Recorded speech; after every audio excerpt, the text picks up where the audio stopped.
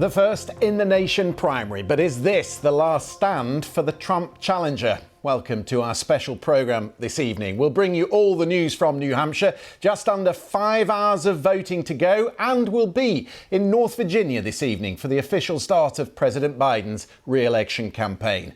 A stellar panel of guests with us tonight. Miles Taylor, formerly Chief of Staff in Donald Trump's Homeland Security team. We've got the former Lieutenant Governor of Florida, Jennifer Carroll. In New Hampshire, the Democrat strategist Marianne Marsh. And in Washington, the Post live anchor Leanne Caldwell. A very good evening. American leadership matters to all of us, but perhaps never have the stakes been as high as they are in this 2024 election. Two hot wars in Ukraine and the Middle East, an accelerating climate crisis, and perhaps at stake the future of the transatlantic alliance. This is one of the most important dates in the electoral calendar, the Republican primary in New Hampshire, that will tell us so much about the shape of things to come and the mood of this American electorate. If you want 4 more years of Donald Trump, let me hear you scream!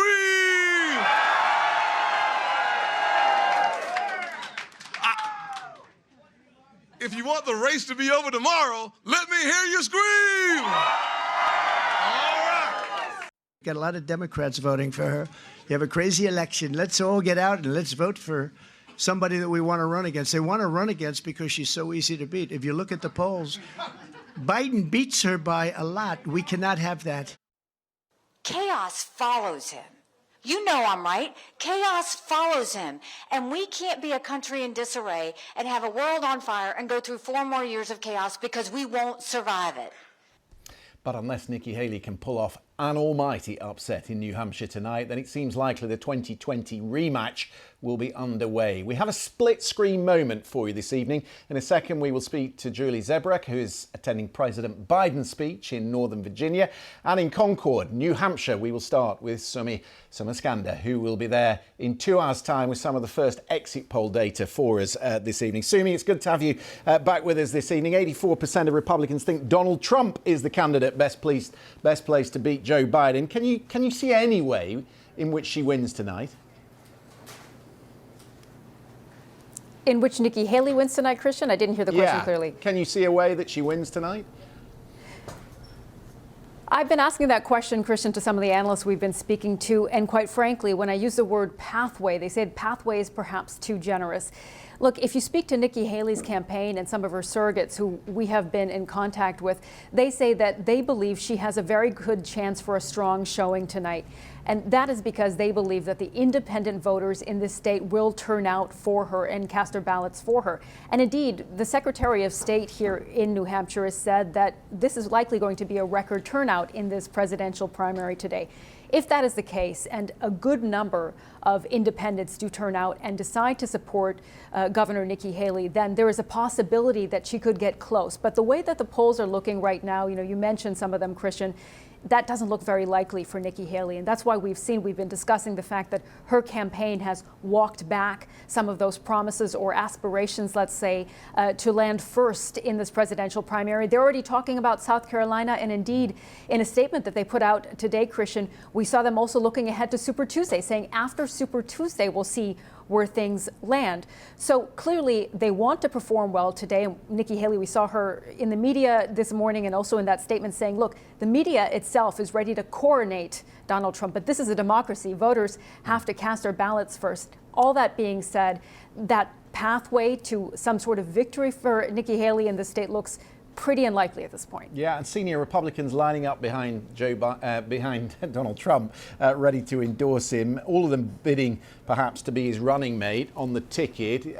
One network said today it feels like a giant edition of The Apprentice. I guess they all are auditioning for the job. Any clues as to who he might pick?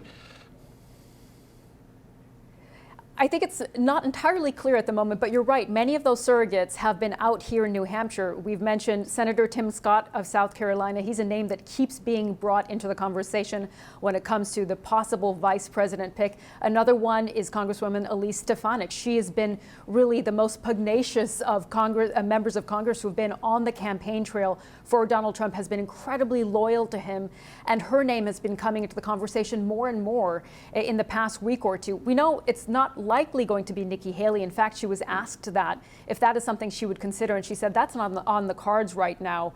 So because, of course, she's been facing off against Donald Trump, it doesn't look like she would at all be in vice presidential contention at this point. But I think we have to look very closely at those people who are out on the campaign trail for Donald Trump here in New Hampshire, and will continue to be loud voices for him in the coming South Carolina primary as well. Yeah, Sumi, thanks for that. Julie, it's no coincidence, is it, that there is another event in North Virginia this afternoon.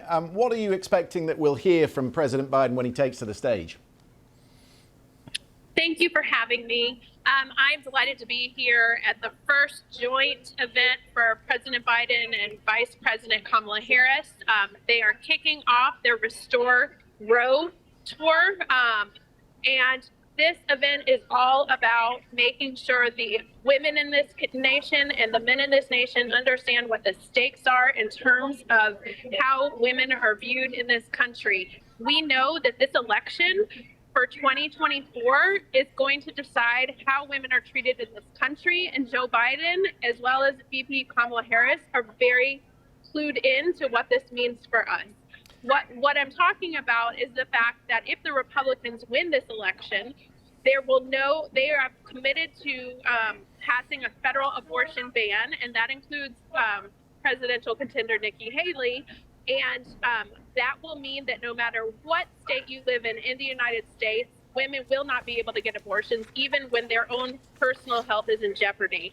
The vice president and the president are committed to codifying Roe, and the vice president is on tour right now, started in Wisconsin yesterday, which is a battleground state, and she's today in Northern Virginia with the president, and they are going to keep hammering home for the American people that restoring Roe v. Wade and abortion rights for women in this country. Yeah, it's interesting you say hammer home. It's interesting you say hammer home, Julie, because of course the Michigan governor, Gretchen Whitmer, was on television just this weekend saying she wants them to lean into it more. It's proved a good ticket for the Democrats in recent votes. Are they leaning in enough? You know what? This tour that the vice president is on, this is her second stop with the president right by her side, as well as the first lady and the second gentleman, Doug Emhoff. They are all committed to making this a primary piece of their campaign, because it doesn't stop with Roe v. Wade. It doesn't stop with abortion in this country.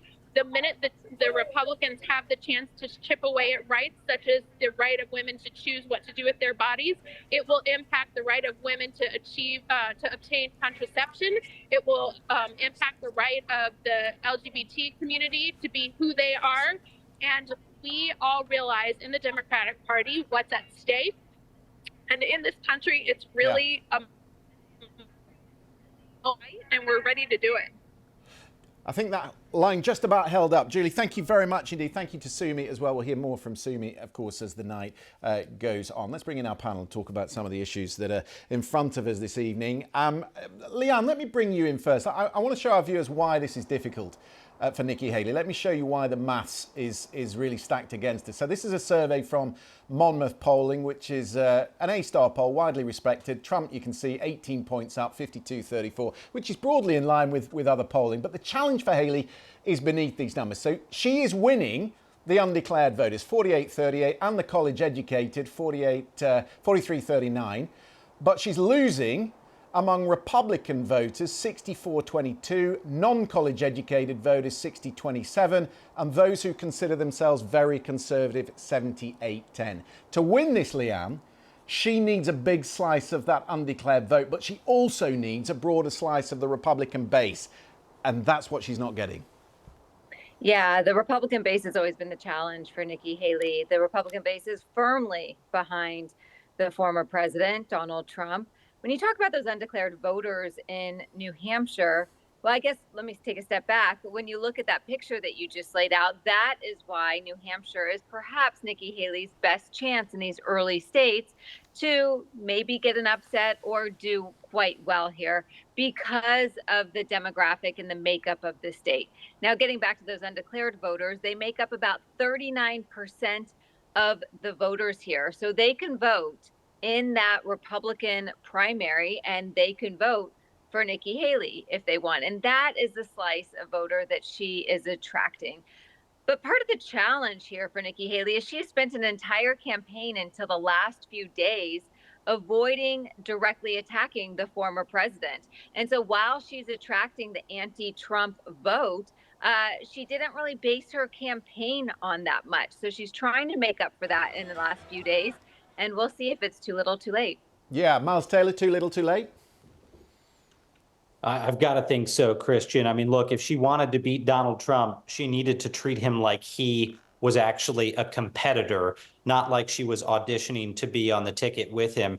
Even if, Christian, tonight is somehow an upset, and I don't mean Nikki Haley beating Donald Trump, even if she performs well, you have to think about what's next on the calendar. They've got South Carolina, and they've got Nevada and Michigan and Idaho, places where Donald Trump is going to dominate. Even if Nikki Haley gets wind in her sails, she's going to have a really, really hard time competing with Trump in those places. And keep in mind, one of those is a place where she had been governor, but Donald Trump is still beating her in her home state where she was governor. So if she does well tonight, she has a huge uphill climb. And I think, at least in my view, it's safe to say that Donald Trump is still very likely to run away with the nomination here. And that tells us a lot about this moment that we are in American politics. Jennifer Carroll, former Lieutenant Governor in Florida. I've got to ask you about Ron DeSantis, of course, because he's not there. Pulled out on Sunday. Had around 6% of the vote in New Hampshire. He's endorsed Donald Trump. We talked last night about why it didn't go right for him. Trying to run to the right of Donald Trump just didn't seem to work. And we were making the point that in a way, it really does feel, this race, as though Donald Trump is the incumbent. Well, true. And in a sense, he is, because he has held that office before. And many of the candidates ran on that he is an outsider. If he came in, it's going to be so catastrophic. But the voters saw that when he was in office for the 4 years he was there, things were great, that they had discretionary income higher than they have now. The economy was doing well. We had safety and security on our borders. We had energy independence. So when the voters look at Donald Trump, they're not looking at him as a novice coming in with no experience. They're looking at what he accomplished the last time, seeing what we have now with open borders. The infrastructure is not great. The security is not great. We have our economy is not doing well. Across the board, people have lost in their retirement income, and they want to get back to a better order than it is today. So they're looking at Donald Trump as that savior. OK, I'm going to come back to those points on the economy later in the programme. I might pick you up on some of that. Let me talk, Marianne, about how Democrats view this. You're there in New Hampshire. Clearly, there's a bit of irritation, which we'll talk about later, about the fact Joe Biden's not in New Hampshire tonight. But talk to me about how they see the race on the right. Do they even perceive that they're already in a general election campaign? Everyone's in a general election campaign starting tonight. Donald Trump, it will be the nominee. Nikki Haley's not going to win New Hampshire, and it was her very best chance to win a state. She will not. And Joe Biden knows that it's a general election starting now. So we will have a 10-month, longest in modern history, general election. And that's why you saw Joe Biden and his administration starting to ramp up activities on abortion, events in South Carolina and elsewhere. They know that. But I want to just point to one thing that Leanne Caldwell said about Nikki Haley. Here's her problem. The Trump campaign expertly increased her unfavorability rating. They went after her. They ran ads against her. So her unfavorability rating went up. When that happens, people are less likely to believe your claims. But then at the very end, when she finally started to go after Donald Trump, even though she didn't have the standing to do it, she angered the very Republicans she needs to win tonight, which she won't. So she was put in a box she could never get out of. So whether Nikki Haley's on to South Carolina, the presidential election of 2024 is on to the general election tonight.